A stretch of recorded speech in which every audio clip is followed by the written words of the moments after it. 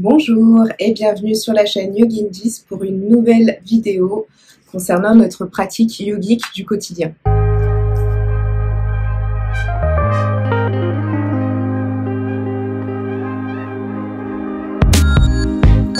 Alors avant de commencer à répondre à cette interrogation, je vais simplement faire le point, remettre les choses au clair. Ce type de vidéo où je partage des solutions qui sont en lien avec notre pratique yogique ne s'adresse pas vraiment à tout le monde.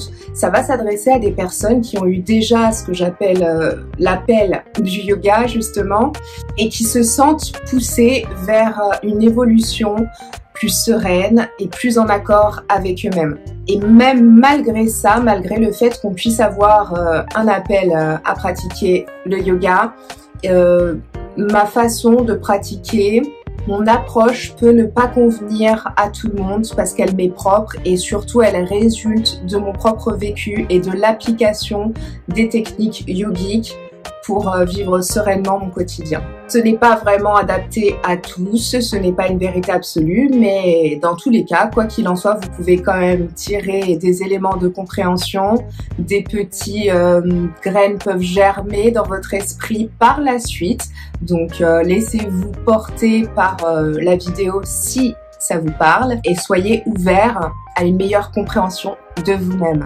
Alors pour rappel, j'aime bien le faire dès que j'y pense dans les vidéos, c'est important. Le yoga signifie union, signifie joindre, rassembler des parts en nous qui seraient dissociées. On peut voir le yoga de manière extérieure dans le sens où on s'arrête uniquement aux postures, mais c'est pas le yoga que je pratique et encore moins celui que j'enseigne. Donc étant donné cette union intérieure, cet appel de l'union intérieure, on peut facilement se rendre compte que on a tous en fait des problématiques de vie, on a tous des zones obscures, des difficultés à solutionner certaines expériences de nos vies.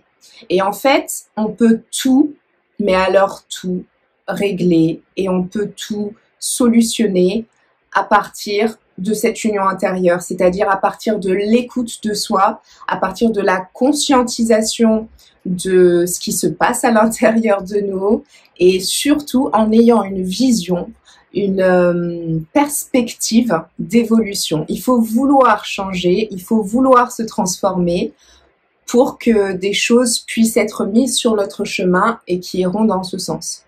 Donc si on parle d'union en yoga, c'est qu'il y a une séparation de base. Donc la séparation originelle, elle est bien plus lointaine et bien plus ésotérique qu'on pourrait le penser et que ce qu'on expérimente en tant qu'être humain sur Terre. Mais on va rester assez pragmatique, je vais essayer, mais en tout cas on va rester ancré en se disant simplement que cette séparation, elle est faite des polarités qui se retrouvent dans l'univers, dans tout ce qu'on expérimente, il y a toujours cette dualité, le bien, le mal, ce qui est joli, ce qui est pas beau, ce qui est bon, ce qui est mauvais. Ensuite, voilà, c'est de manière dégressive et de plus en plus, j'aurais envie de dire ridicule, mais uniquement dans le sens où on arrive même à faire des séparations et à trouver des distinctions entre les êtres humains. C'est-à-dire qu'on peut trouver des séparations entre ce qui a été appelé comme race. J'ai l'impression de ne pas être très droite.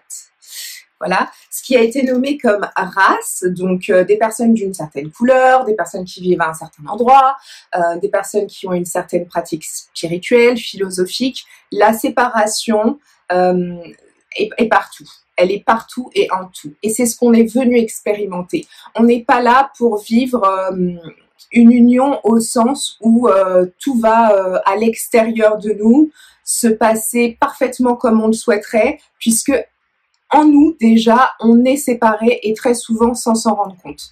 Donc forcément, si cette séparation est présente partout, dans tout ce qu'on vit, au niveau individuel, ça va devenir un peu plus précis et beaucoup plus personnel. Donc autant dans le domaine familial, dans le domaine relationnel de couple, relationnel amical, relationnel professionnel, au niveau sociétal, on va avoir des problématiques. On a l'impression qu'en tant qu'être humain, c'est normal d'être tout le temps perturbé par des choses qui nous déplaisent et qui nous font nous sentir mal. Je pense pas que ce soit une réalité et je dis pas non plus que on est censé pouvoir vivre comme Bouddha sous un arbre. Ça, c'est complètement désincarné. C'est un état de conscience. Et avant d'en arriver à là, il y a beaucoup d'étapes.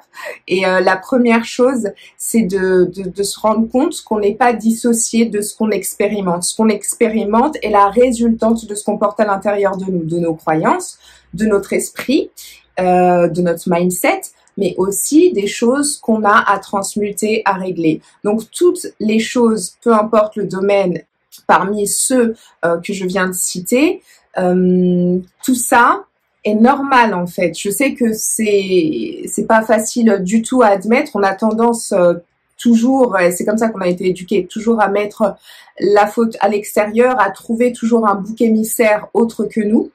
Mais en fait, le premier chemin de guérison, je pense, et d'union intérieure, c'est de se responsabiliser et de se rendre compte que tout ce qui se passe autour de nous, on l'a attiré de manière consciente ou non.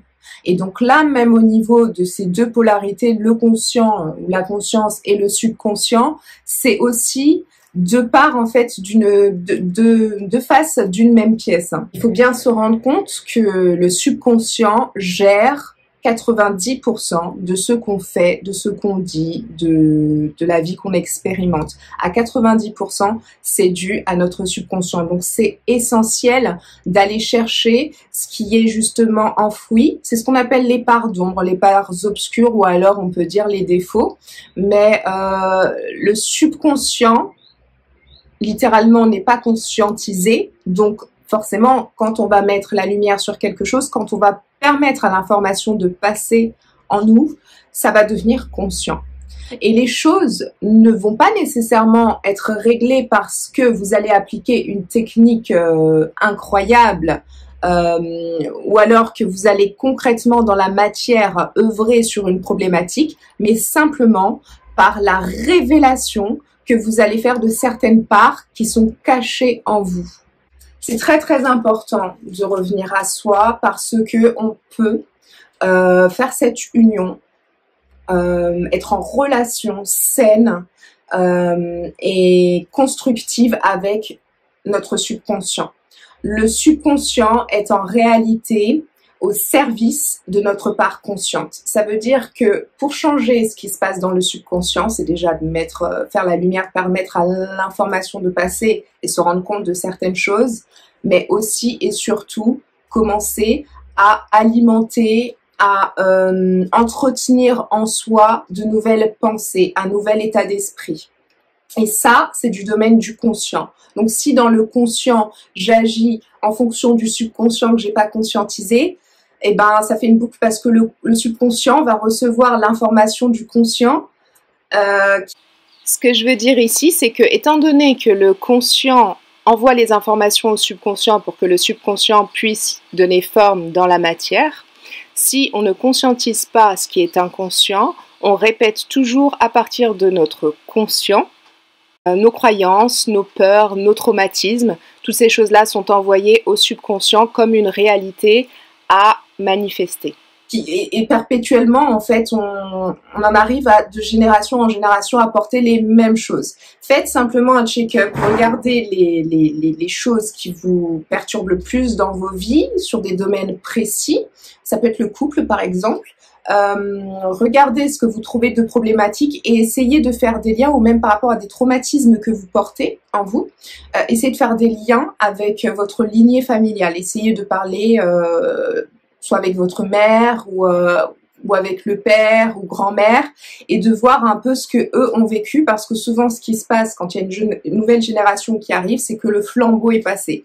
C'est ça que j'aime bien dire, moi je le ressens vraiment comme ça, je me dis tout ce que les anciens ils ont pas su régler et mettre en lumière, bah c'est pour la génération suivante, et c'est normal en fait, parce qu'on est tous un, et finalement la source s'exprime au travers de chaque personne. Donc dans notre propre lignée, il y a des problématiques qui sont récurrentes, et simplement en allant sourcer ces problématiques, on met la lumière dessus, et c'est une voie d'évolution et de transmutation, donc de guérison. Donc toutes ces problématiques qu'on peut rencontrer au cours d'une vie sont là finalement pour nous aider. Et je sais que des fois dans certaines situations, c'est très compliqué d'admettre ça. Mais si on se dit que c'est là pour nous aider, forcément on voit le verre à moitié plein plutôt qu'à moitié vide. Et on devient notre propre guide, notre propre maître de libération et de guérison. Aide-toi et le ciel t'aidera. Peu importe la conception qu'on a du ciel, il faut s'aider soi-même en fait. C'est déjà le premier pas qui va permettre par attraction d'attirer des solutions et de grandes révélations. Donc voilà, ça c'était une chose. Et ensuite, je parlerai des distractions quotidiennes. Ces distractions qui au quotidien nous éloignent de ces parts en nous qui ont tant à nous dire. C'est des distractions qui sont là pour, de manière éphémère, nous satisfaire. On peut très vite s'apercevoir de quoi il s'agit, mais je vais citer quelques exemples sans condamner ces choses-là, mais simplement pour en prendre conscience et tout faire en conscience. Voilà. Ce que j'appelle les distractions, c'est ce qui a à un moment donné, à une période, à une époque, on peut dire peut-être, c'est ce qui était appelé le divertissement. Je sais que le divertissement est toujours utilisé et qu'il y a plein de choses qui se font passer pour du divertissement. Seulement, quand j'observe vraiment, je me dis waouh. Je me dis que c'est... Pourquoi? C'est parce que moi aussi, j'ai été dans les distractions. Il y en a certaines qui sont toujours présentes, mais je tempère et j'équilibre et surtout je fais tout au maximum en conscience. Mais il y a des distractions vraiment qui nous permettent de nous sentir bien et même avant d'avoir profité de la distraction, le simple fait de savoir qu'il y a une distraction à notre disponible en fait, à notre disposition. Ça nous apaise dans l'instant. Donc c'est une illusion et les distractions de notre époque sont, j'allais dire les réseaux sociaux, mais avant la télé, c'est que, étant donné que la télé ne fait plus partie de ma vie depuis quelques années, j'oublie. Mais déjà il y a la télévision, que si on traduit en anglais, c'est le même mot, mais il se prononce pas pareil, et la différence de prononciation nous en dit long sur l'énergie sous-jacente. Donc, télévision, en anglais, television, tell a vision, donner une vision. Et en regardant la télé, on vous met sur des chaînes de télé. Donc, ce sont des chaînes qui sont mentales. On vous propose des programmes télé, ce sont des programmations, puisque nous sommes comme des ordinateurs. Moi, j'aime bien imaginer ça comme ça, et imaginer ça comme ça m'aide à prendre conscience que, en fait, c'est dans les choses les plus subtiles que finalement, on arrive à conditionner un esprit. Donc voilà, la télévision, tell a vision, vous donne une vision de la réalité, vous donne des objectifs à atteindre, vous donne aussi des comparaisons avec vous-même, un tas de choses, et surtout vous fait croire que la réalité est ce qu'elle est dans la télé. Et alors que la réalité est ce que vous portez à l'intérieur de vous dès lors que vous avez décidé que vous êtes le créateur de votre réalité. Voilà, donc il y a la télévision, il y a les réseaux sociaux, bien évidemment, de nos jours. Il y a tous les événements sportifs comme à l'heure actuelle, c'est... voilà, on est dedans. Tout ce qui rassemble les foules, en fait, tout ce qui génère, en fait, une grosse attention, ce sont des distractions parce que chaque personne est venue pour expérimenter ces tribulations d'une certaine façon, et donc on ne peut absolument pas vivre la même vie au sein de toute la multitude de réalités en fait qui se trouvent en une seule. Donc dès lors qu'on a tout le monde en train de faire une chose, on sait que c'est une distraction. Et au fond, c'est une distraction. Alors on peut dire oui, pour pouvoir diriger l'être humain dans un certain sens, faire se développer une société. Mais moi, je dirais, quand on revient à soi en profondeur, ça nous éloigne de ce qu'on porte, de ce qu'on est venu faire, de notre essence profonde. Je vais pas m'étaler sur chaque petit point, j'essaie de faire bref et en même temps de donner assez d'informations pour que ça puisse être intéressant, mais de toute façon s'il y a besoin, dans le détail de chaque point, je ferai d'autres vidéos où par exemple je parlerai complètement des distractions, ça peut être ça.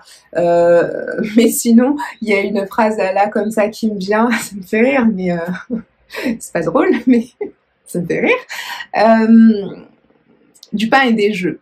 Voilà, donnez-leur du pain et des jeux. Si vous avez quelques références historiques, vous saurez de quoi il s'agit, de quelle époque il s'agit, et vous ramenez ça aujourd'hui. Moi, j'y trouve vraiment des lieux communs. Donc, tant que l'être humain est nourri, qu'il a le ventre plein et qu'il a des distractions en tout genre, en fait, la population est maintenue bien sage. Une population maintenue bien sage, c'est jamais très bon, en fait. Parce que il y a plein de choses qui se passent intrinsèquement en nous, en chacun de nous. Et ces choses-là ont besoin d'être révélées, ont besoin de s'exprimer. Donc voilà pour les distractions et ensuite je parlerai juste, j'avais envie de faire une petite part, ça rejoint aussi les distractions, pour moi c'est la même chose mais j'appelle ça différemment, c'est les outils du système, donc pas pour montrer du doigt un système, voilà quelque chose d'obscur, on voit les choses comme on veut, mais les outils du système, on a notamment tout ce qui sépare en fait, tout ce qui va vous empêcher de faire cette union à l'intérieur de vous. Par exemple, le véganisme, c'est un courant. Le féminisme, c'en est un aussi. Et en fait, finalement, si on regarde le véganisme, par exemple, ça crée chez certaines personnes une grosse dissociation. Moi, je suis végane, je fais ça, et vous ne l'êtes pas, donc vous êtes des criminels, vous êtes ceci, vous êtes cela. Il y a cette dynamique de revendiquer quelque chose et de vouloir l'imposer comme étant une vérité absolue, alors que finalement tout ce qui compte c'est de régler les choses en soi et de faire les choses pour soi.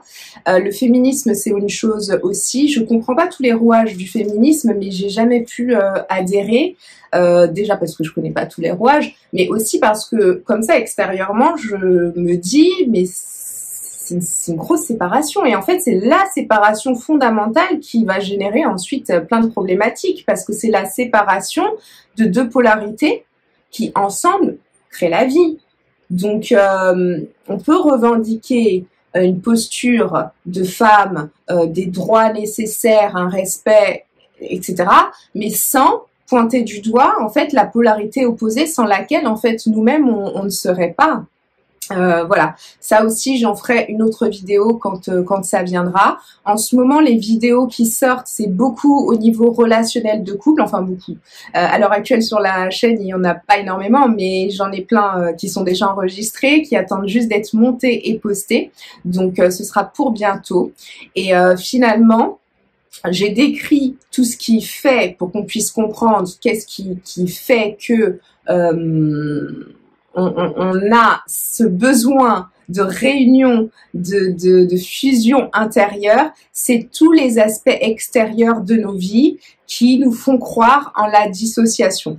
Et revenir à soi, c'est accepter toutes nos parts dissociées, les accueillir et leur apporter toute notre attention. Finalement, je me rends compte que j'ai pas vraiment répondu à l'interrogation. Je pense que je vais faire une deuxième partie.